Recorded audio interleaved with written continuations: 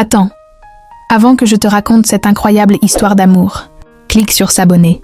Ça ne prend qu'une seconde et tu ne manqueras rien de la suite. La pluie venait de s'arrêter quand Mariam descendit du car. L'air était encore chargé d'odeurs de terre mouillée et le ciel lourd semblait hésiter entre la nuit et le jour. Elle n'était pas revenue dans cette ville depuis des années. Tout lui paraissait à la fois familier et étranger, comme un souvenir qu'on reconnaît sans pouvoir le toucher. Dans sa main, sa valise semblait plus lourde que d'habitude.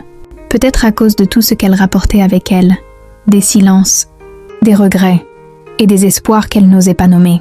Au même moment, non loin de là, Ismaël fermait la porte de son atelier. Ses journées se ressemblaient toutes depuis longtemps.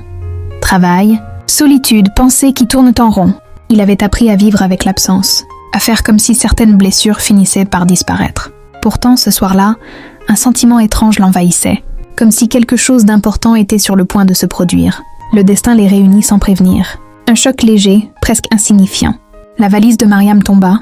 Ses affaires se dispersèrent sur le sol encore humide. Ismaël s'excusa aussitôt et se pencha pour l'aider. Quand leurs regards se croisèrent, le temps sembla ralentir. Il y eut ce silence particulier, celui qui dit plus que des mots.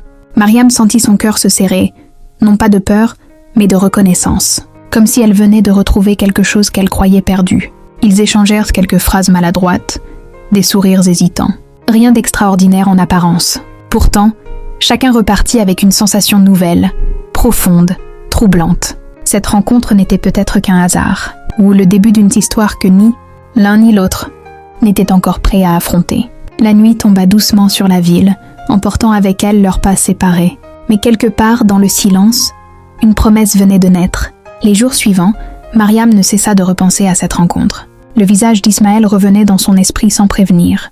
Au détour d'un silence ou d'un regard perdu, elle se surprenait à ralentir ses pas en passant par la rue où ils s'étaient croisés, comme si son cœur espérait une répétition du hasard. Elle se disait que ce n'était rien, juste une émotion passagère.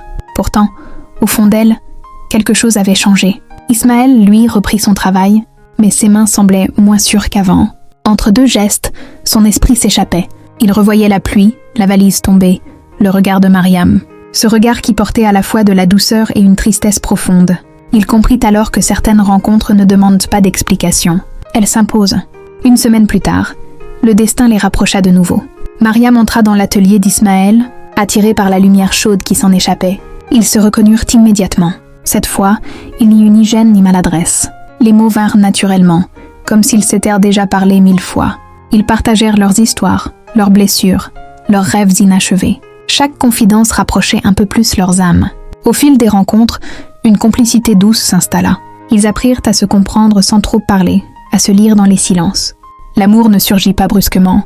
Il grandit lentement, avec patience, respect et tendresse. Un soir, sous un ciel clair, Ismaël prit la main de Mariam. Elle ne la retira pas.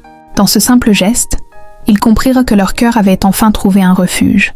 Leur amour commença ici, et le prochain chapitre dépend de toi. Abonne-toi maintenant pour la suite.